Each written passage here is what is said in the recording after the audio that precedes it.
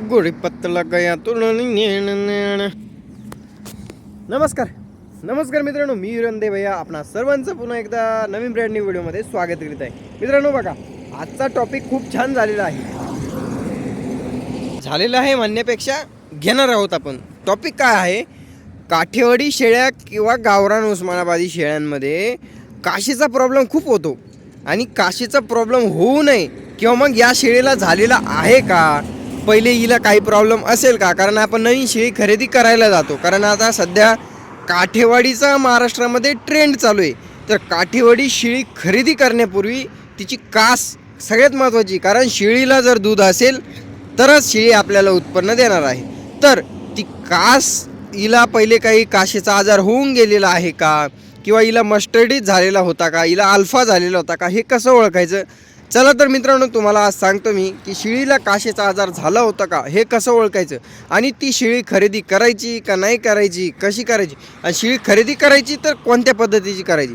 चला तर मग मित्रांनो, आज तुम्हाला सांगतो मी की काठेवाडी शेळ्यांमध्ये काशीचा आजार नेमकं कशा प्रकारे होतो किंवा कोणत्या शेळीला झालेला आहे हे कसं ओळखायचं. मित्रांनो, सर्वप्रथम शेळी जर तुम्हाला घ्यायची आहे तर शक्यतो शेळी 4 महिन्याच्या पुढची शेळी, गाभण शेळी बघून घ्यायची आहे. का तर 2.5-3 महिन्याची, मित्रांनो 2.5-3 महिन्याची जी गाभण शेळी असते तिची कास पूर्णपणे आटलेली असते. 3-3.5 महिन्याच्या शेळीची कास पूर्णपणे आटलेली असते किंवा सुकलेली असते. तर ती सुकलेली कास काय होते, तुम्हाला शक्यतो लक्षात येत नाही तुमच्यावाल्या की कास सुकल्यानंतर तिच्या शेळीला, तिच्या काशीला काही आजार होता का नव्हता हे तुमच्या लक्षातच येणार नाही. कारण त्यावेळेला तुम्हाला या शेळीची ही जी कास असते ही एकदम लेवलमध्ये दिसत असते, आणि लेवलमध्ये दिसल्यामुळं तुम्हाला कळणारच नाही या शेळीला काही आजार होता का नव्हता. त्याच्यामुळं काय करायचं, शेळी यायला झालेली शेळी बघून घ्यायची आहे. आता यायला झालेली शेळी बघून घेतली का नेमका फायदा काय होतो, चला तुम्हाला दाखवतो. आता हे बघा, आपली ही जी शेळी आहे बघा, तुम्हाला लगेच लक्षात येऊन जातं शेळीची जी कास आहे मित्रांनो, बघा पूर्णपणे कास शेळी सोडते, आणि पूर्णपणे कास सोडल्यानंतर मग आपल्याला लगेच लक्षात येऊन जातं की शेळीची कास लेवल आहे, वरचे जो गाला आहे आणि खालच्या सडपारंब्या दोन्ही लेवल आहे का नाही, कशा प्रकारे असतात ते तुम्हाला आता मी दाखवून देतो. चला तर मग बघा, सर्वप्रथम मित्रांनो अशा पद्धतीच्या काशीची शेळी तुम्ही निवडायची आहे. शक्यतो कशा पद्धतीची, हे बघा गालाही लेवल आणि सडपारंब्याही लेवल. तुम्ही अशा काशीची शेळी कधीच घ्यायची नाही मित्रांनो. बघा तुम्हाला थोडासा डिफरन्स दोन्ही वरच्या गाल्यामध्ये दिसत असेल. बघा उजव्या साईडचा जो गाला आहे तो थोडासा खालीवर आहे, आणि डाव्या साईडचा गाला हा थोडा उजवा आहे किंवा वर आहे. त्याच्यामुळं काय लफडा होतो, या शेळीला डाव्या बाजूने थोडंसं वेल्यानंतर काय होतं, दूध येतच नाही किंवा दुधाचं पाणी झालेलं असतं किंवा कास खराब झालेली असती, तर असे प्रॉब्लेम असतात. आता मला माहिती आहे या शेळीला काय प्रॉब्लेम झालेला होता, त्याच्यामुळं मी तर ही शेळी ठेवल 100%. हिला तर काही प्रॉब्लेम नाही आहे, कारण ती माझ्या गॅरंटीची घरची शेळी आहे. पण जेव्हा तुम्ही व्यापाऱ्याच्या गाडीतून शेळ्या खरेदी करतात तेव्हा त्या शेळ्यांना मित्रांनो 99% असला काही प्रॉब्लेम असतोच की बाबा त्या शेळीची कास खराब झालेली असेल, तिच्यातून व्यवस्थित दूध येणार नाही किंवा काय. आता बघा, माझी ही गॅरंटीची शेळी आहे, त्याच्यामुळे मी तुम्हाला सांगू शकतो की ही शेळी एकदम 100% क्लिअर आहे. आता तुम्हाला भरोसा बसत बी नसेल तरी तुम्हाला मी दाखवून देतो. आता हे बघा, हिचा पाय मी धरला. आता हे बघा, आता शेळी आटलेली आहे मित्रांनो. आटेला असल्यामुळं दिसत नाही, पण चला तुम्हाला दूधच काढून दाखवतो. बघा हे बघा, हे दूध आहे इकडल्या साडाचं, आड्यालच्या साडाचं, आणि इकडच्या साईडनं तुम्हाला दाखवतो. हां हे बघा, दोन्ही साईडचं दूध एकदम क्लिअर कट मित्रांनो, पिवळं जरत आणि चिक असेल मित्रांनो, हा चिटकतो हाताला. तर काय विषय होतो, तर असलं जे दूध आहे दोन्ही साडातून सारखं आलं पाहिजे. जर दोन्ही साडातल्या दुधाचा म्हणजे दोन्ही सड पारंब्यामधल्या दुधाचा कलर वेगवेगळा असेल तर तुम्ही शक्यतो ती शेळी निवडायची नाही. कारण समजून जायचं एकाच साईडनं, एका कोणत्या तरी साईडनं या शेळीची कास खराब आहे. कारण बघा, चिकाचा कलर हा 2 पद्धतीमध्ये असतो. 2 पद्धती म्हणजे कसा हो, एका पद्धती म्हणजे आता तुम्हाला काढून दाखवला, हा ढवळ्या टाईपचा चिक होता.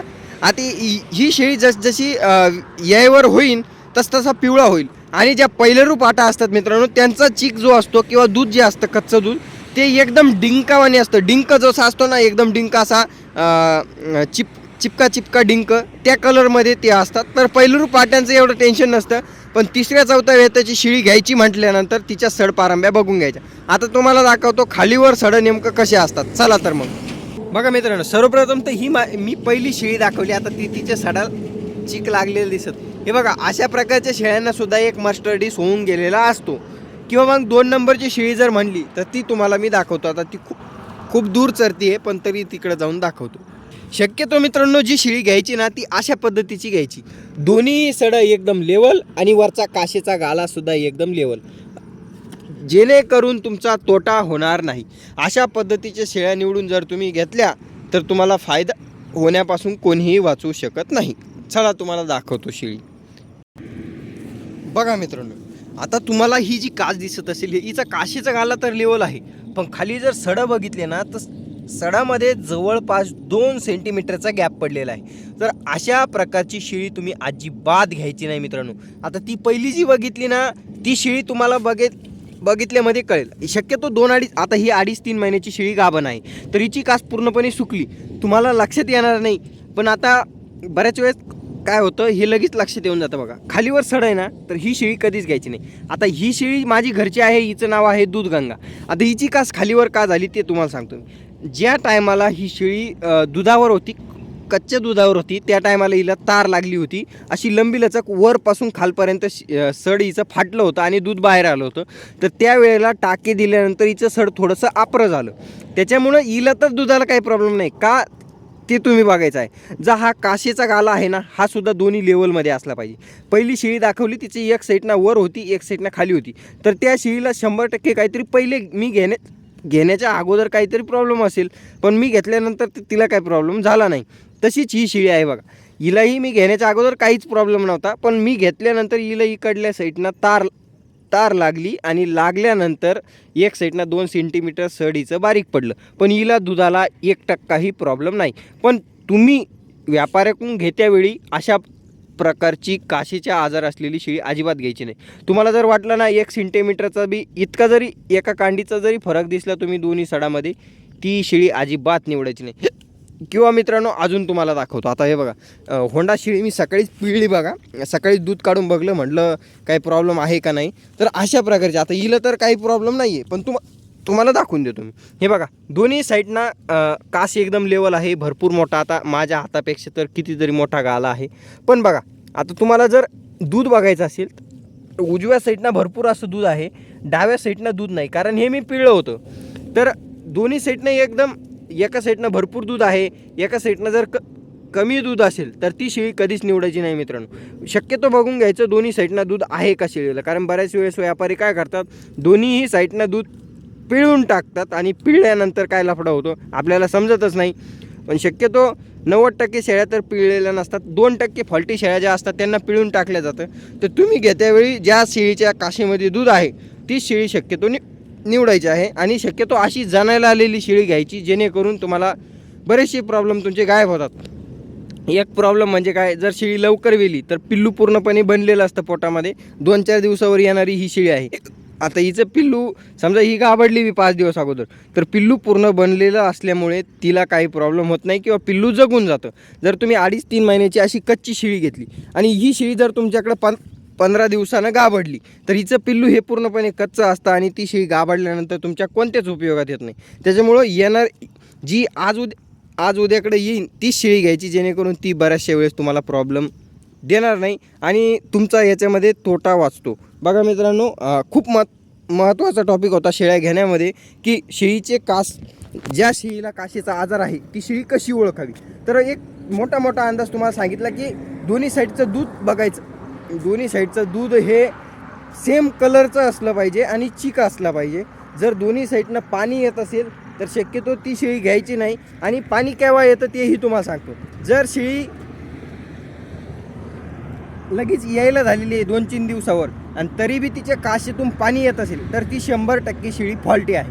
जर शेळी 3 महिने 3.5 महिन्याची गाभण असेल तर त्या टायमाला काशीतल्या दुधाचं ऑलरेडी पाणी झालेलं असतं, तर 3-3.5 महिन्यामध्ये काही प्रॉब्लेम नसतो. पण एका साईडनं पाणी येतं, एका साईडनं दूध येतं, तर ती शेळीसुद्धा फॉल्टी. किंवा मग दोन्ही सडातल्या दुधाचा जो कलर आहे, दोन्ही सड पारंब्यातल्या दुधाचा जो कलर आहे तो वेगवेगळा असला तर ती शेळीसुद्धा फॉल्टी. या सर्व गोष्टी तुम्ही लक्षात घ्यायच्या आहे की 100% काहीतरी फॉल्ट आहे शेळीमध्ये. आणि शक्यतो शेळी जिचा वरचा गाला ही लेवल आणि खालच्या सड पारंब्या ही लेवल ती शेळी निवडायची आहे. दोन्ही सडातलं दूध बघून घ्यायचं आहे. या सर्व गोष्टी तुमच्या लक्षात आल्या असेल तर या व्हिडिओला 200 लाईक करून जायचे आहे आणि चॅनलला सबस्क्राईब करून जायचं आहे. आता माझी गर्लफ्रेंड खूप ध्यान काढते माझंवालं, तर तिला लवकरात लवकर फोन करतो मी. मला तीनदा गुचक्या येत आहे. Just kidding guys. Bye bye, love you all. Subscribe करून घ्या. बघा अशा पद्धतीची लेवल काशीची शेळी तुम्ही घ्यायची आहे, तीच तुम्हाला पुरेल. आणि ही सुद्धा जाणायला आलेली आहे, तर अशा पद्धतीची घेतली तर कधीही चांगलं. Bye bye, love you all. बाकी आपली शेळी नवीन कसं काय वाटते तुम्हाला नक्कीच सांगा बरं का. एक नंबर शेळी आहे. हिची मिल्किंग व्हिडिओ लवकरच येईल, समजून तुम्हाला येल्यानंतर तुम्हाला दाखवतो किती दूध देते आपली नवीन शेळी. बाकी ह्या बघा, ह्या सगळ्या शेळ्या समृद्धी महामार्गाच्या कडाला हे गवत खात आहे आता सध्या.